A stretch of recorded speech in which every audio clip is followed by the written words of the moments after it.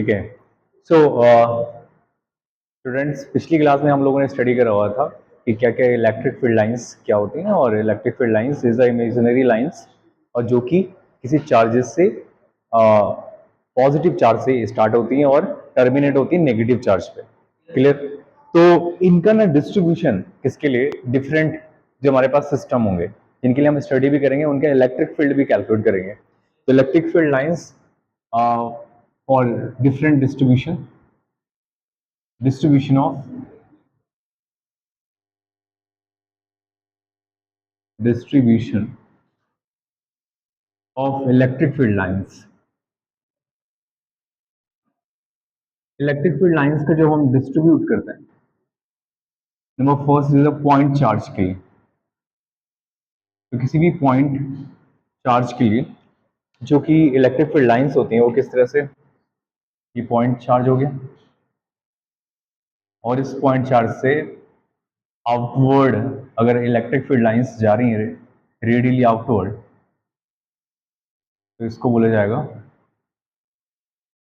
Positive charge is radially outward. अगर negative charge होगा तो रेडियली इनवर्ड, रेडियली इनवर्ड। ठीक है। Second one is line. अगर कोई चार्ज डिस्ट्रीब्यूट है या किसी लाइन पे, तो उस लाइन का आप ओरिएंटेशन और उसका इमेज फॉर्मेशन कुछ इस तरह से देखो।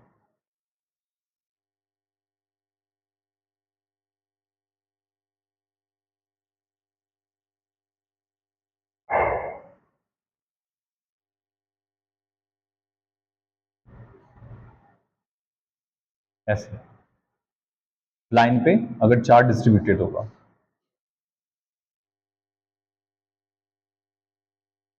ये इस तरह से डिस्ट्रीब्यूट होगा चार्ज,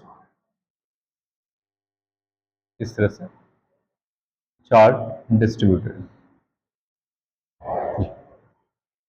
लेकिन अगर इसके एंड पे देखा जाएगा तो इसके एंड पे जो चार्ज या फील्ड लाइंस होंगी वो कुछ इस तरह से बाहर की तरफ जा रहे होंगे एंड पे। और जो ये एंड होगा इसमें जो इलेक्ट्रिक फील्ड लाइंस फिर हमारा बनेगा वो कैसे होगा, parallel.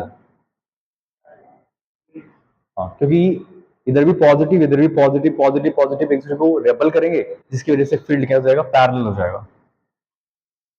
Third one is sphere. किसी स्फेरिकल बॉडी पे जो चार्ज डिस्ट्रीब्यूट होगा, अगर पॉजिटिव चार्ज उसकी पूरी सरफेस पे रहता है,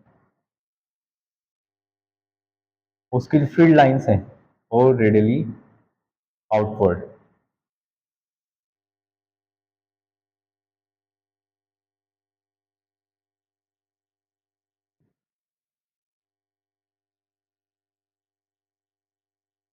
रेडियली आउटवर्ड। तो जब रेडियली आउट होगा तो ड्यू टू इक्विलिब्रियम, इक्विलिब्रियम की वजह से E equal to zero inside a sphere, sphere के इनसाइड में कितना हो जाएगा इलेक्ट्रिक फील्ड, जीरो। और जो स्पेयर बॉडी है वो किसकी तरह बिहेव करेगा, एक पॉइंट चार्ज की तरह।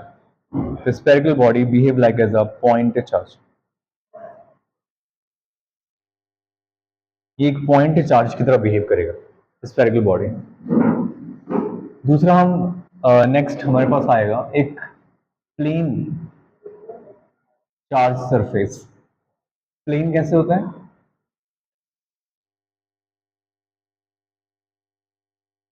ये प्लेन सरफेस है।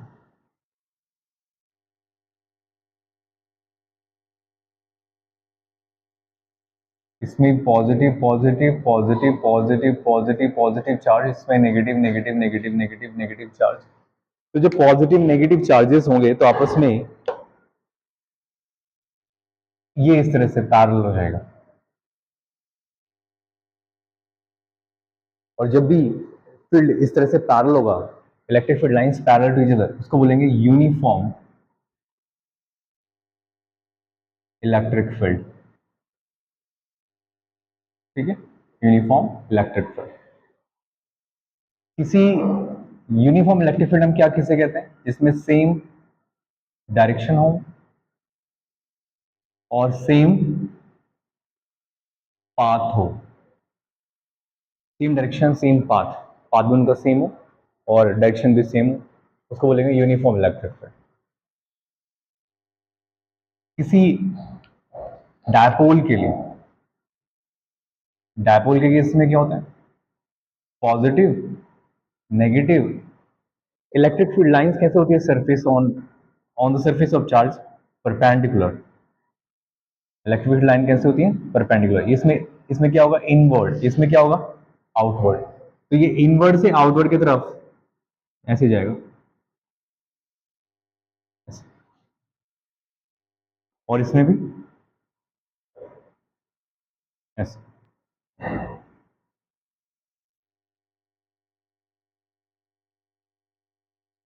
जैसे जैसे बढ़ती जाती है लाइन में से गैप भी बढ़ता चला जाता है, और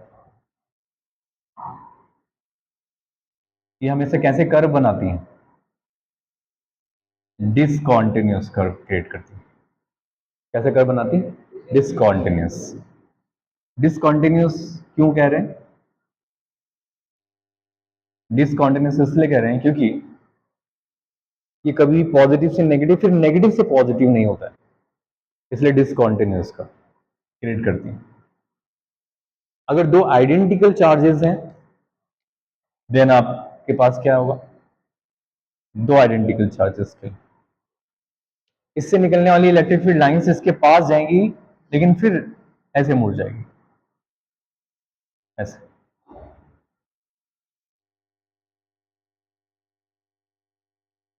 तो ये एक दूसरे को रेपल करेंगे।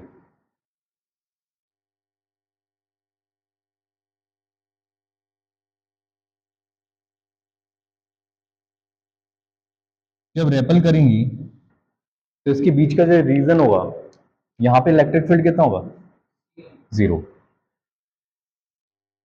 क्योंकि रेपल होने की वजह से वहां पे फील्ड है ही नहीं, वहां पे जीरो फील्ड है।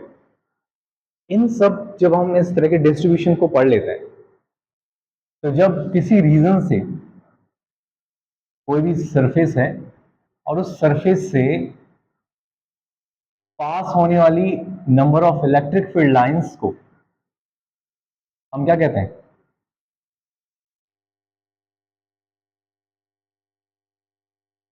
उसे एक नाम कहते हैं, या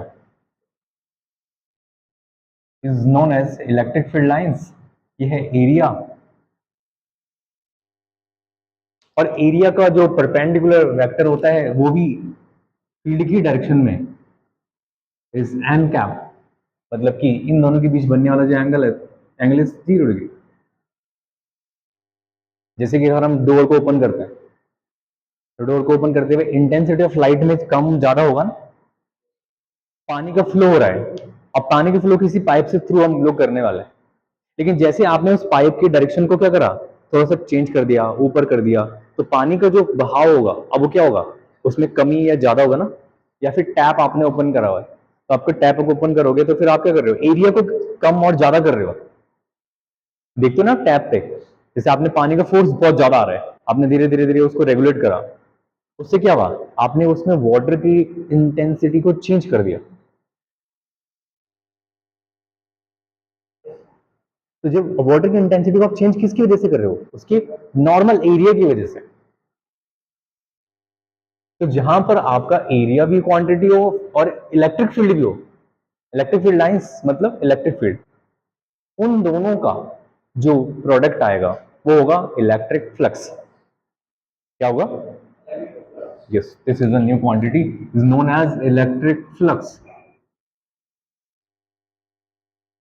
और इस इलेक्ट्रिक फ्लक्स को हम डिनोट करते हैं फाई से, ग्रीक लेटर फाई। अगर ये रीजन को थोड़ा सा चेंज कर दिया जाए, change means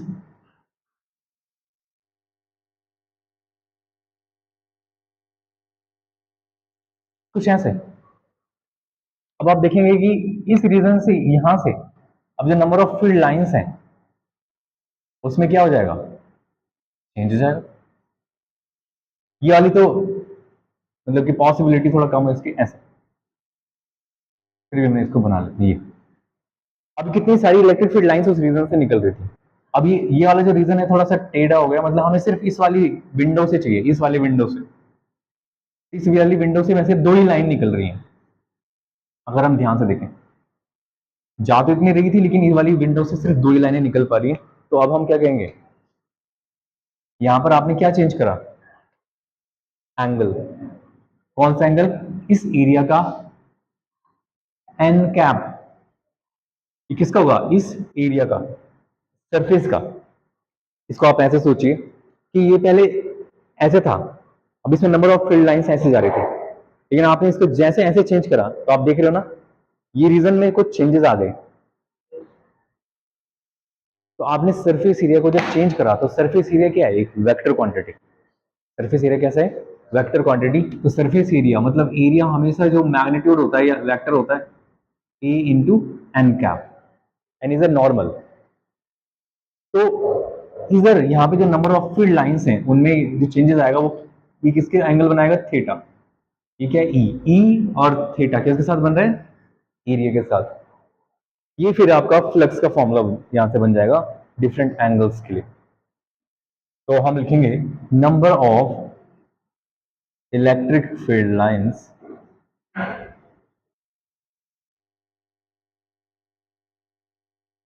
passing through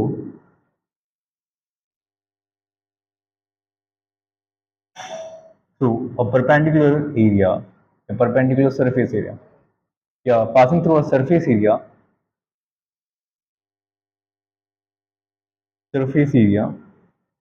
perpendicular to it.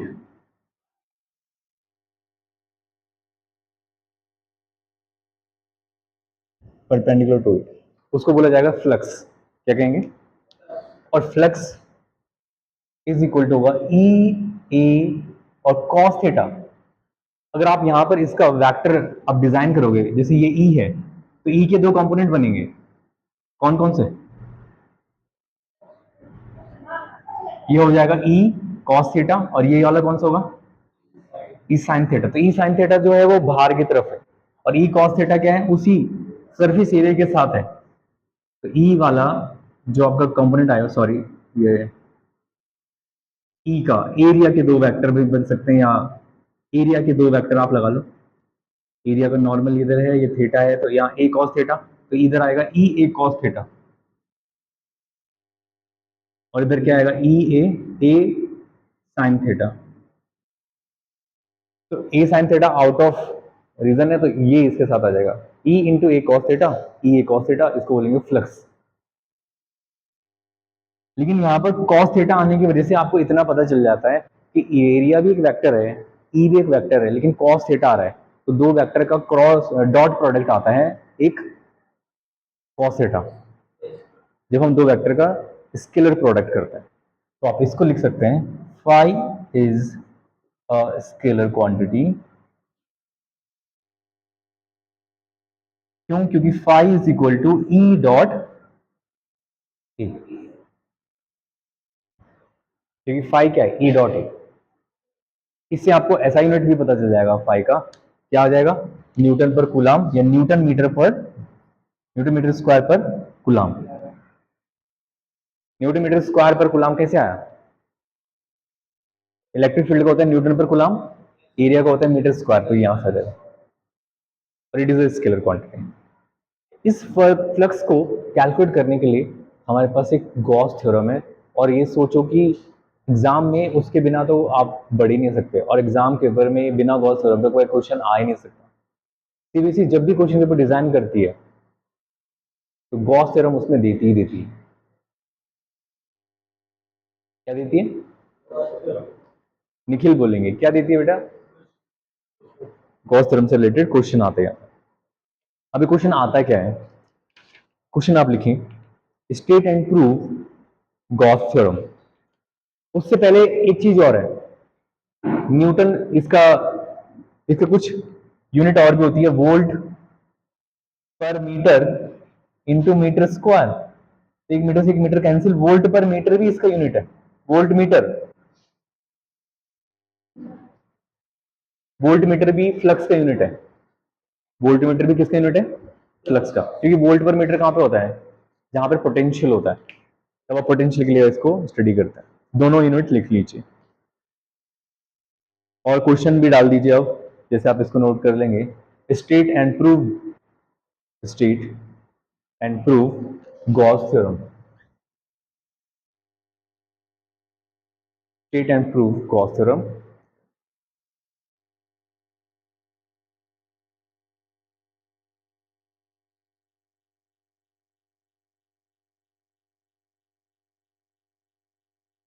अब गॉस थ्योरम जो है वो इनवर्स स्क्वायर लॉ पे काम करती है, साथ साथ आपका सेंट्रल फोर्स पे भी काम करता है। तो इनवर्स स्क्वायर लॉ कहता है 1/r² फैक्टर। तो आप हेडिंग डाल दीजिए गॉस थ्योरम।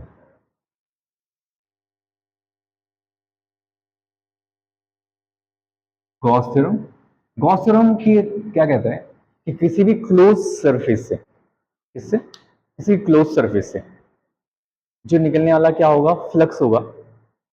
सरफेस कैसा होना चाहिए, क्लोज्ड। यहाँ पर हमारी सरफेस कैसी है, जैसे प्लेन है, तो इसको भी क्लोज कर सकते हैं ऐसे।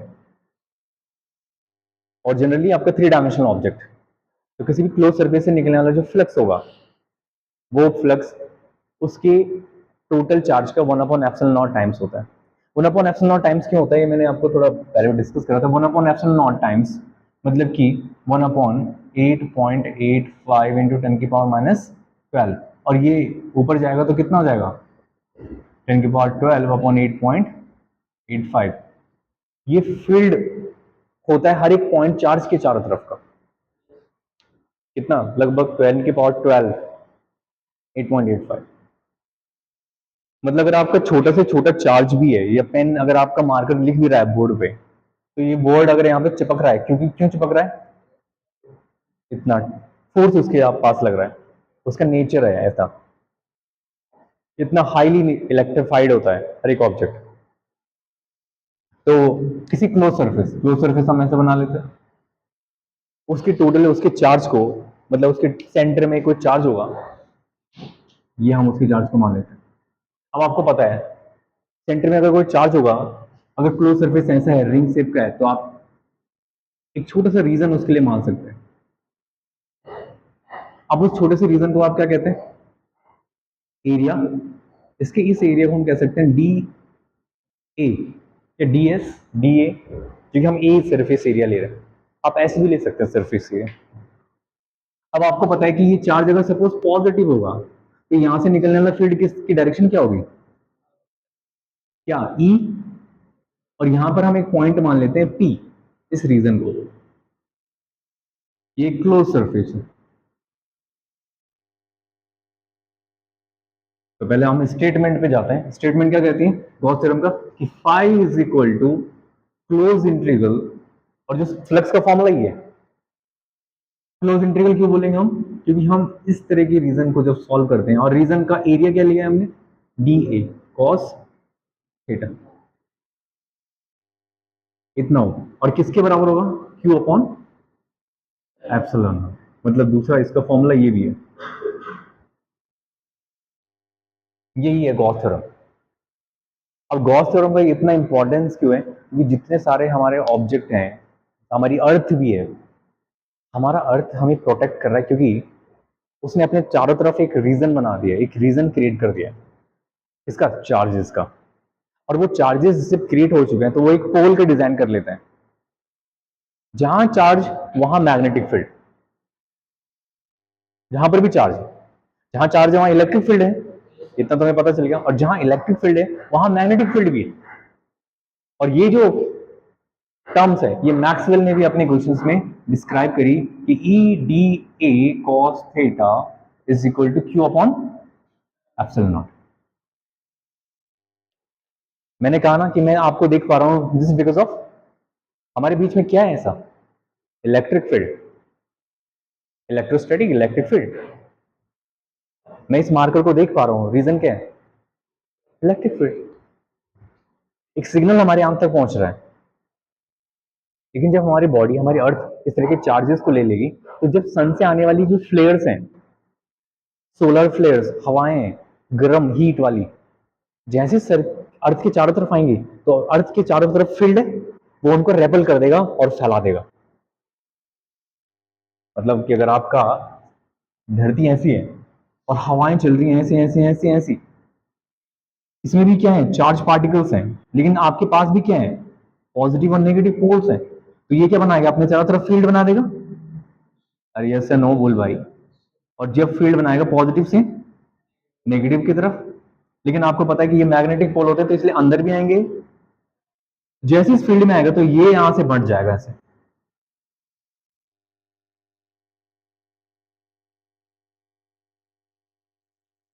Electricity, electric field magnetic field में बदल जाता है, और जब इलेक्ट्रिक फील्ड मैग्नेटिक फील्ड में बदल जाता है तो हमारे अर्थ को क्या कर देता है, प्रोटेक्ट। क्लियर हो रहा है। नेचर इस तरह से अपने आप को क्रिएट करती है। लेकिन अब इसी गॉस थ्योरम का जो ये फंडा है, मतलब किसी भी रीजन से निकलने वाला या क्लोज फिगर से निकलने वाला फ्लक्स, आपको ध्यान रखना है कितना होगा, total charge upon epsilon not.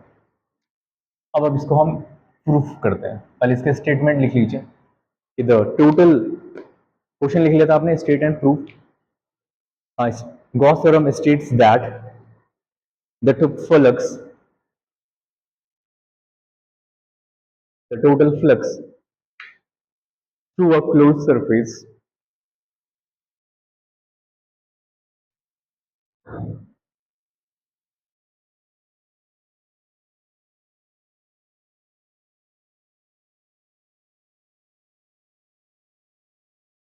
total flux through a closed surface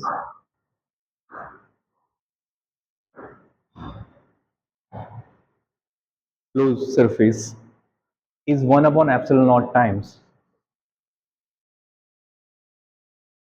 is 1 upon epsilon naught times, okay, 1 upon epsilon naught times the net charge enclosed by the closed surface.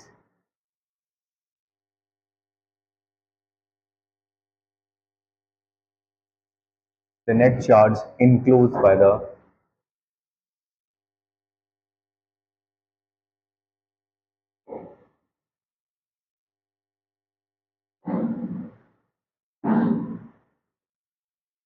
enclosed by the closed surface.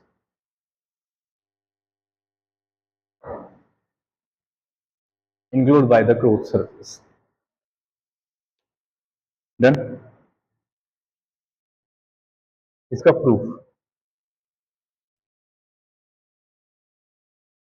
Proof करने के लिए आपको याद है, अगर यहां से यहां तक का डिस्टेंस अगर मैं क्या मान लूं, आर, इस क्लोज सरफेस का जो रेडियस है उसको डिस्टेंस को क्या मान लूं मैं, 4 से लेकर यहाँ पी पॉइंट तक का जो डिस्टेंस को आर मान लूं। आपको पता है कि electric field due to point charge क्या होता है, बोलिए। Electric field due to point charge, yes, E is equal to K Q upon R square. अगर मैं यहाँ पे इस तरह के जो रीजन है, यहाँ पे एक छोटे से रीजन है, उसको हम यहाँ पे ऐसे लिख सकते हैं। आपने कुलाम फोर्स पढ़ा हुआ है, कुलाम फोर्स की मदद से, और सॉरी फ्लक्स के डेफिनेशन से ही आप क्या लिख सकते हैं, by using definition of flux,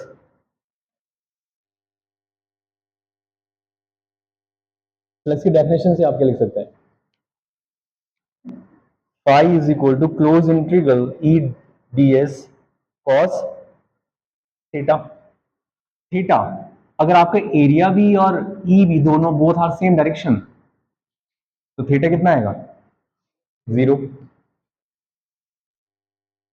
ये देखना, ये फ्लक्स है, और ये क्या है, क्लोज इंटीग्रल। क्लोज क्यों है, इनक्लोज सरफेस पे ही गॉसियन लगता है, गॉस लॉ लगता है, देखना क्लोज सरफेस पे ही लगेगा, इसको नाम बोलते हैं गॉसियन सरफेस।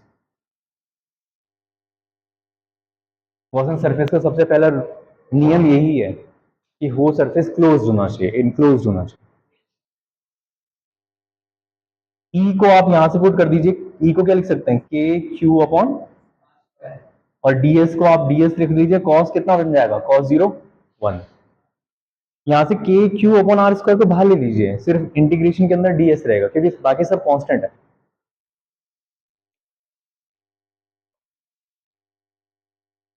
ये बात आपको चमक रही है? यहां तक आप लोगों को कोई दिक्कत? दिक्कत तो इसको मिटाने का है।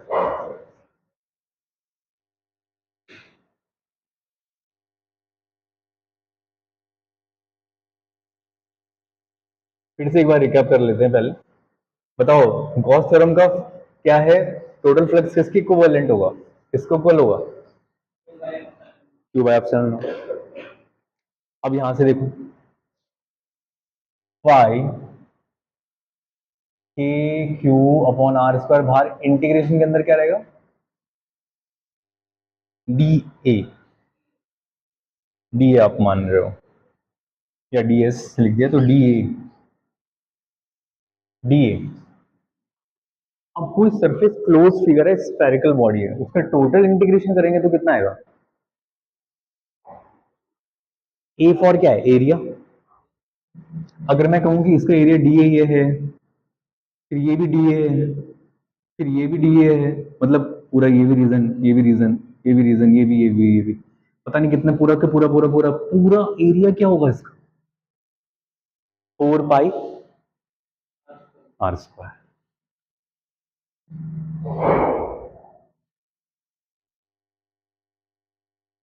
Area of spare.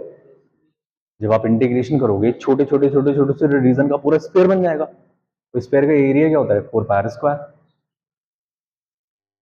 Are square से ई का वैल्यू पुट कर सकते हैं।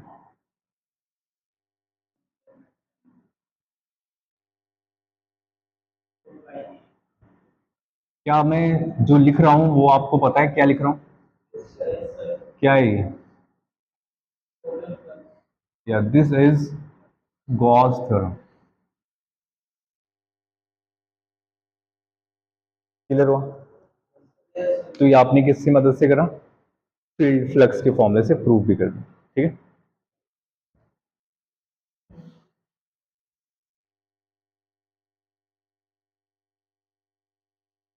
किसी को डाउट? चलो भाई फटाफट फिर नोट कर लो आप इसको। अब इसमें जो सबसे इंपॉर्टेंट टर्म्स हैं वो है एप्लीकेशन ऑफ गॉस लॉ। इसकी 3 तरीके से, और जो बहुत बार एग्जाम से पूछी जाती है, वो है इसकी एप्लीकेशन। ठीक है। और इसी थ्योरम को हम लोग वैसे प्रूव भी करते हैं कूलाम्स लॉ से। किसकी मदद से? कूलाम्स लॉ की मदद से भी सॉल्व करते हैं। तरीका दोनों का सेम ही है। जहां पे मैंने यहाँ पे क्या लिखा है, फ्लक्स का डेफिनेशन लिया है, आप एफ फोर्स से भी कैलकुलेट कर सकते हो। तो यहाँ पे फील्ड आ गया। फील्ड किस पे डिपेंड करता है? फील्ड डिपेंड करता है डायरेक्टली प्रोपोर्शनल टू 1/r²। लेकिन आप देख रहे हैं phi does not depend on, yes, R square. Phi does not depend R square. Phi किस पे डिपेंड करता है? एप्सिलॉन नॉट पे और के क्यू पे। ठीक है। अगर किसी बॉडी के इनसाइड में नेट चार्ज क्यू बराबर 0 हो, क्यू बराबर 0, तो फ्लक्स भी कितना होगा उसका? 0। उसके पास अगर टोटल चार्ज कितना है? 0, तो फ्लक्स भी कितना होगा? 0।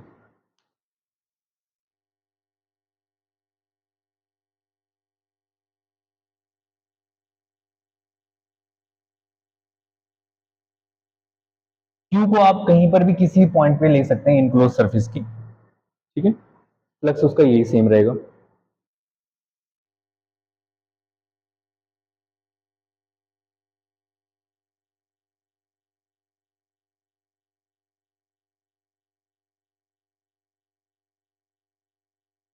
तो गॉसियन सरफेस जो हम बोल रहे थे वो एक हाइपोथेटिकल रीजन है गॉस का।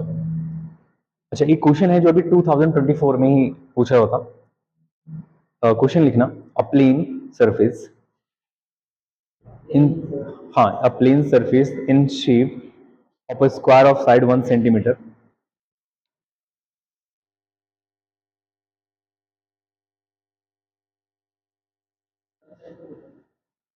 हम्म, 1 centimetre square of side. Square of side 1 centimetre, दूसरा उसमें comma is placed in an electric field, placed in an electric field का वेक्टर फॉर्म में गिवन है, E is equal to 100 newton per coulomb i cap. क्या i cap का मतलब क्या है, कौन सी axis, along x axis, such that the unit vector normal to the surface of given by, unit vector भी आपको गिवन है n कैप, किसका यूनिट वेक्टर है, एरिया का unit vector, normal unit vector normal to the surface is 0.8 I cap plus 0.6 K cap.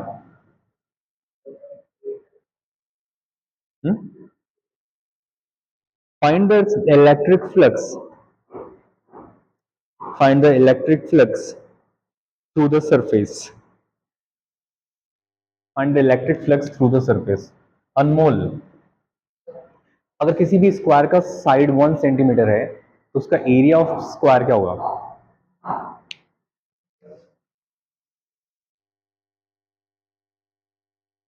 Area of square.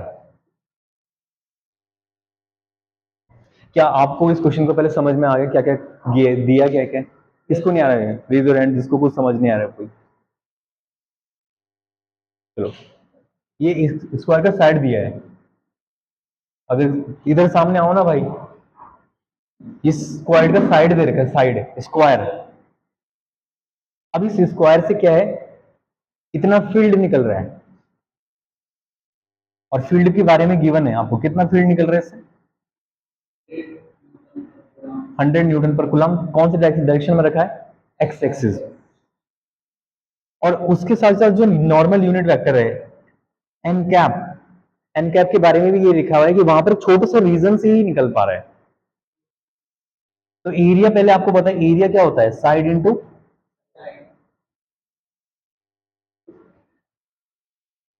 तो तुम्हें पहले वो एरिया फाइंड करना है कि कितने एरिया से निकल रहा है। एरिया आ गया टोटल आपका, कितना हो जाएगा, 1 सेंटीमीटर मल्टीप्लिकेशन में 1 सेंटीमीटर कितना हो जाएगा, 1 सेंटीमीटर स्क्वायर।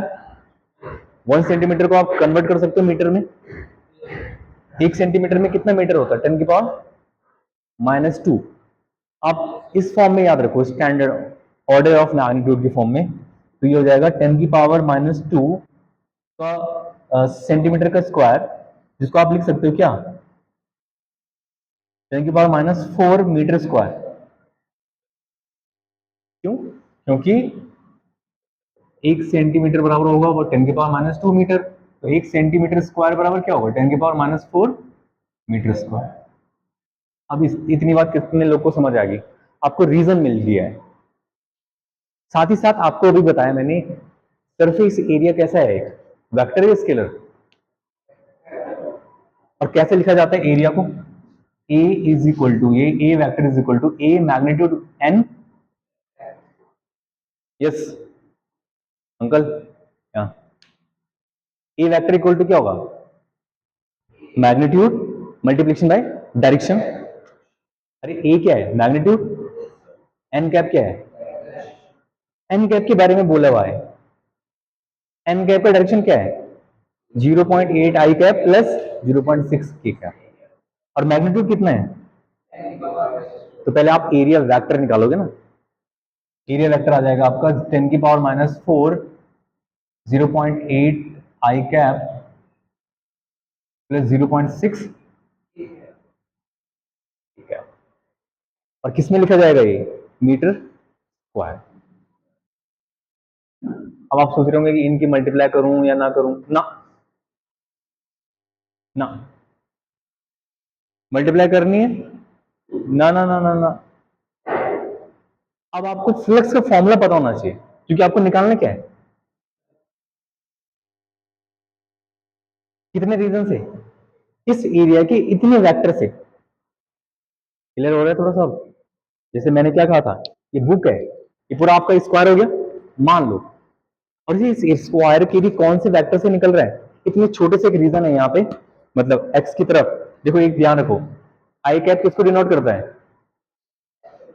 एक्स एक्सिस, और के कैप किसको करता है? इसका मतलब आपका स्क्वायर कहाँ रखा हुआ है?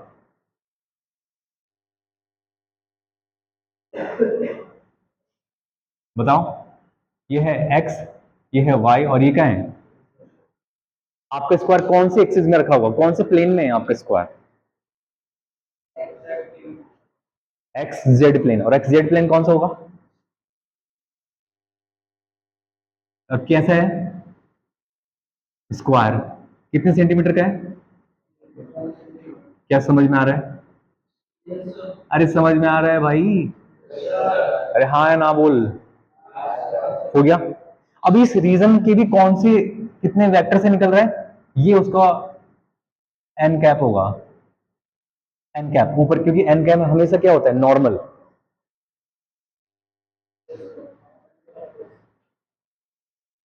और फील्ड का कितना है? फील्ड कितना है यहाँ पे? फील्ड ये है।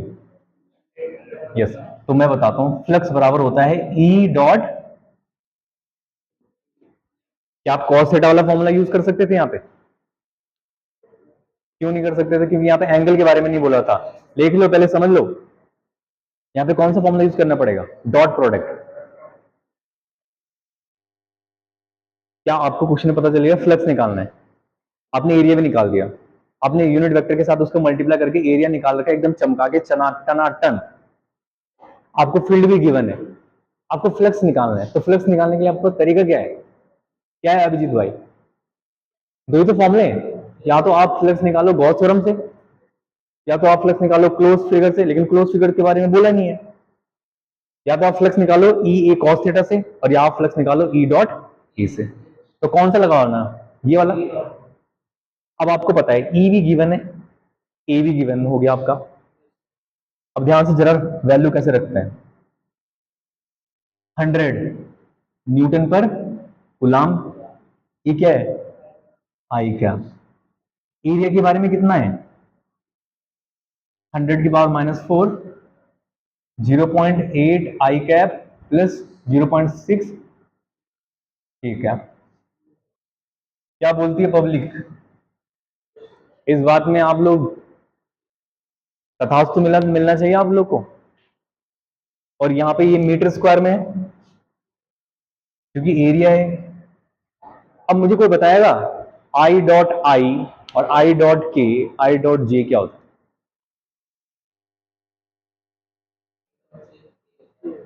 नहीं, गलत, साफ गलत। अब अगर तुम उसे मेरे से लड़की मांगते तो मैं बिल्कुल नहीं देता, हाथ मांगता तो अगर किसी का। निखिल कुमार बता सकता है आई डॉट आई क्या होता है? गलत। I dot I, J dot J, के डॉट के, वन होता है। एक ही टैलेंटेड हैंडसम बॉय हमारे पास है। और आई डॉट के क्या होता है?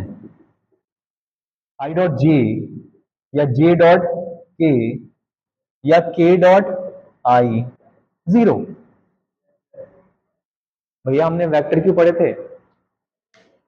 सदियों, मतलब अपने हड़प्पा की सभ्यता में पोटली बना करके दफना दिया गया तुम लोगों ने उनको, कि बाद में खुदाई होगी तब निकलेगा तुम्हारा ग्रंथ बाहर, और तब आने वाली 50 साल बाद पीढ़ियां पढ़ेंगी उन्हें।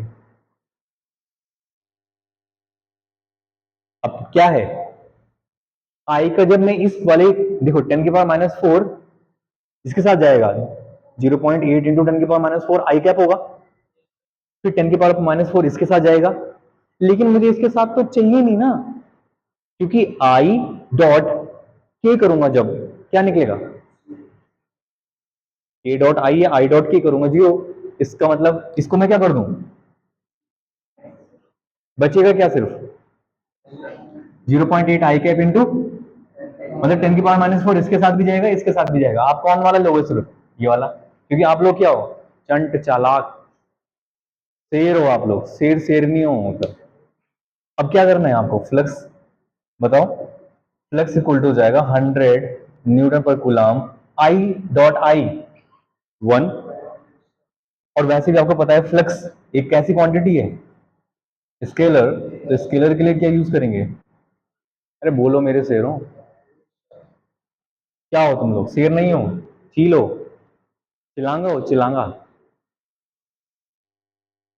ये 100 है, ये 10⁻⁻4 है, 10⁻⁻4 से 10⁻⁻2 कितना बचेगा, 10⁻⁻2 आ जाएगा answer 0.8 into 10⁻⁻2 newton metre square. I cap, j cap, k cap क्या आएगा, कुछ नहीं आएगा, क्योंकि फ्लक्स कैसे क्वांटिटी है, नहीं लिखा था हमने, पिछले वाले उसमें लिखा था।